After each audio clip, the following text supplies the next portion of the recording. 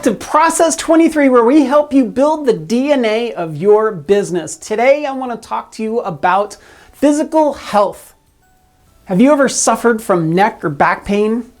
I have, and it's horrible.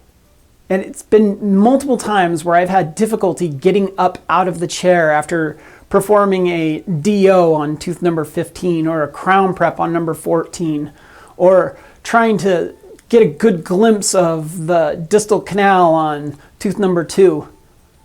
Dentistry can be really hard on your body.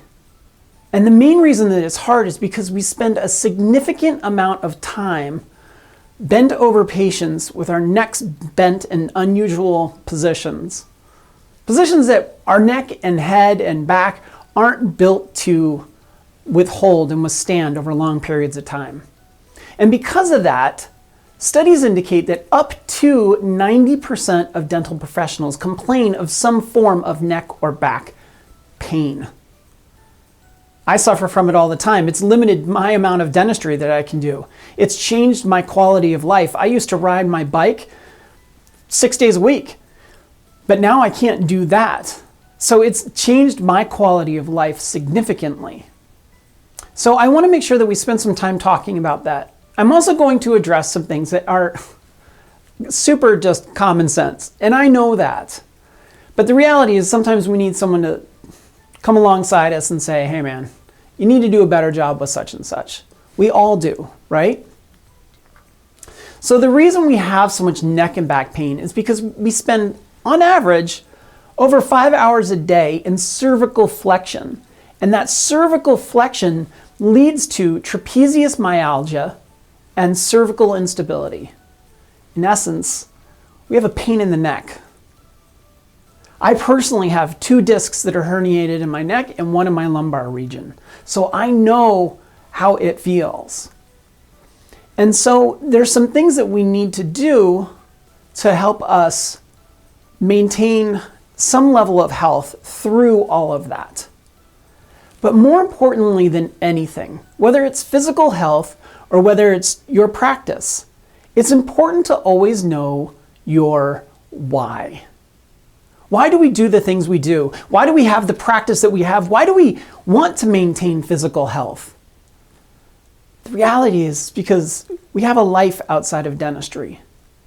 And what we want to do with that life can be completely different for all of us. But it's what drives us. For some people, it's wanting to spend time with grandchildren. For some people, it's wanting to be able to dance all the time. And for some people, it's we want to travel the world. Regardless of what your why is, you need to keep it in front of you at all times. You need to remind yourself why you're doing what you're doing and why physical health and why nutrition and exercise and sleep and all those things that we know that we need to do are important. So keep your why in front of you. Keep pictures like this up in your office around you and remind yourself of that every day. I used to write down sticky notes of things that were important to me. One of my sticky notes that was right outside my door when I walked in and out of my office said, "Who are you being right now?" As a reminder to me to not be a butthead, but to be the best me I can be. Additionally, I used to have another note that said, "Why?" And every time I saw it, I would say to myself why I was doing what I was doing. So it's important to keep those reminders in front of us. So here's the spiel that we all know. We should be eating better. And it's important for us because we're dental professionals, we're healthcare professionals, we're doctors of the oral cavity. Anything in the head and neck region really is something that we have a lot of knowledge about, are educated about, and should be educating our patients about. But we should also be living, breathing examples of what health care should look like. So start with your diet and make sure that you're eating nutritiously. I was just in an office this morning and there was a box of donuts sitting out. And what we've gotten into the routine of doing in our office is we let our reps know, that we really appreciate them bringing gifts. And if they bring donuts, we will definitely eat them all. But we would really appreciate it if they would just stop and get us a veggie tray instead. Because we know if we're tempted with the treats, we'll eat the treats. But if there's a veggie tray sitting there, we'll graze on carrots and broccoli and the ranch dip that comes with it. And we know that that's much better for us. So when it comes to physical health, specifically, we want to make sure that we're spending time focusing on our posture. One way that you can do this is you can have somebody videotape you at work, seeing a patient, or just have one of your assistants take a picture of you while you're working on your patients. It'll give you an idea of what your work posture looks like. And it may be great, but it'll give you the opportunity to evaluate your spine, your posture, and really sort of how you're holding yourself on a consistent basis throughout the day. Also, exercise. I know that this is a no-brainer. I had already cleared that with you, right? But exercise is going to be super important. Look, the percentages of dentists that are overweight is right around 30% of dentists that are overweight. The amount of dentists that suffer from cardiovascular disease is high as well. We can take this under control and we can manage these issues so that we can have more longevity with our lives and our careers. It's also important that we take time during the day for breaks, to stretch and perform exercises that are specific to dentistry. Now, I'm not going to give you tips on what those exercises look like.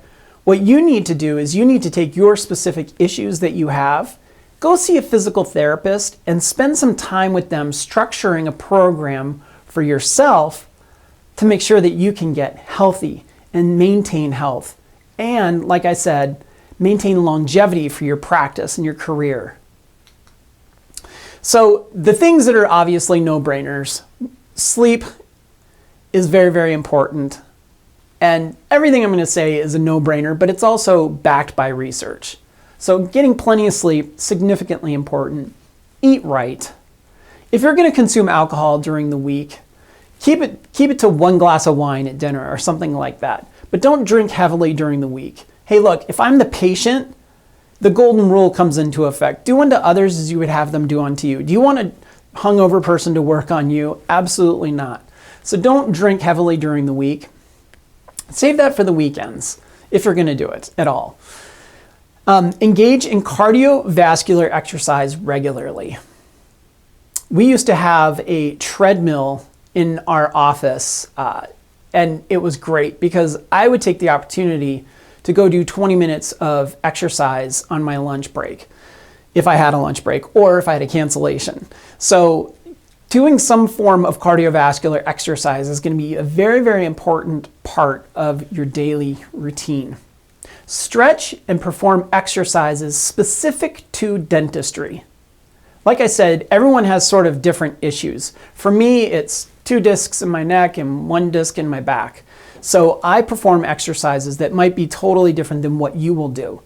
But the key is to stretch those muscles, especially in the opposite direction of where you're working, and to strengthen the muscles as well. And then there's a lot of research that supports the power of meditation. Take time to either pray or meditate throughout the day. Do it once a day, twice a day, 3 times a day, whatever works for you and your schedule. But take that time to focus and recalibrate your mental state. That will be important for you, your team, your practice, and your patients. I wish you the absolute best of luck with your physical health. Do the things that you know are right for you, your team, and your family.